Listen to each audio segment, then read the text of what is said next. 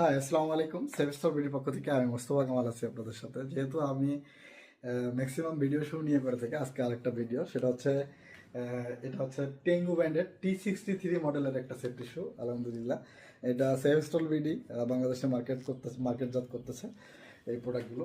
দেখতে স্টাইলিশ একটা সেফটি শু এবং দেখতে অনেক সুন্দর। প্লাস হচ্ছে গ্রিফ, সর্বোচ্চ গ্রিফ, ভালো মানের একটা গ্রিপ দেয় এই শুটা।